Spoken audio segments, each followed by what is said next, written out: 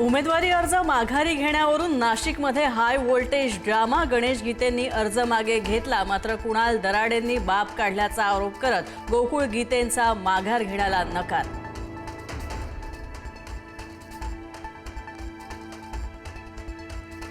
कोकण विधान परिषद निवडणुकीमध्ये शेवटच्या दिवशी ट्विस्ट। मवियाचे बाळ माने यांचा उमेदवारी अर्ज मागे। मंत्री नितेश राणेंसोबत रत्नागिरी जिल्हाधिकारी कार्यालयात जात अर्ज घेतला मागे।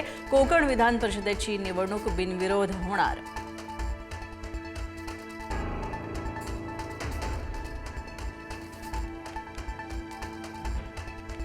राष्ट्रवादीचे नेते सुनील टिंगरे यांची विधान परिषद निवडणुकीतून माघार। आता विक्रम काकडे महायुतीचे अधिकृत उमेदवार। पक्षश्रेष्ठींच्या सूचनेनुसार अर्ज घेतला मागे।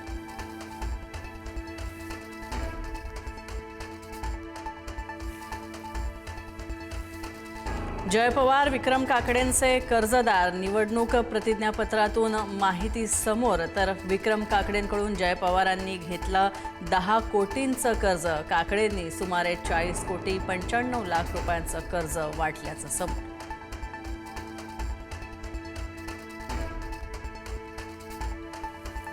अंधेरी सबवेसाठी आता आदित्य पॅटर्न। अमित साटमांच्या पुढाकाराने 500 कोटींच्या टाक्यांचा प्रस्ताव, तर 3 मोठ्या भूमिगत पाणी टाक्या उभारण्याचा विचार।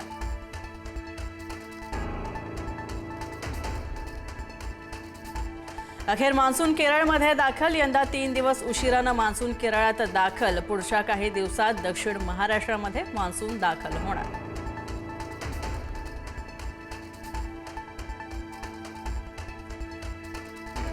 शासकीय कांदा खरेदीतील अटी शिथिल। कांदा उत्पादक शेतकऱ्यांना मोठा दिलासा। उच्च प्रतीच्या कांद्यामध्ये 30% डाग आणि रंग बदल झालेला कांदाही स्वीकारला जाणार।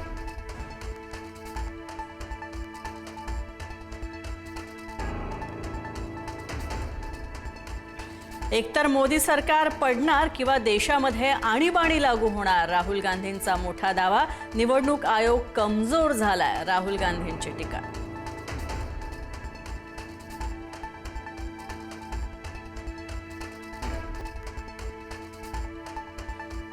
पुढारी न्यूजच्या बातमीची परिवहन महामंडळाकडून घेतली गेली दखल। एसटी स्टँडवरील मोफत शौचालयांसाठी परिपत्रक करण्यात आलं जारी।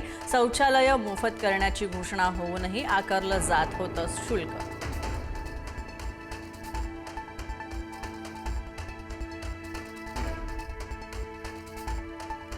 अमेरिकेचा भारतासह 54 देशांमधून होणाऱ्या आयातीवर 12.5% टॅरिफ लावण्याचा प्रस्ताव मान्य झाल्यास व्यापार संबंधांमध्ये नवीन अडथळा निर्माण होणार।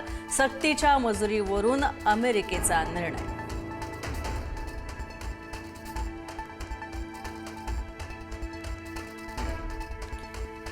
दिल्लीच्या मालवीय नगरमध्ये रेस्टॉरंटमध्ये अग्नितांडव। आगीत होरपळून तब्बल 21 जणांचा मृत्यू। रेस्टॉरंट मालक लवकेश बजाज याला दिल्ली पोलिसांनी केली अटक।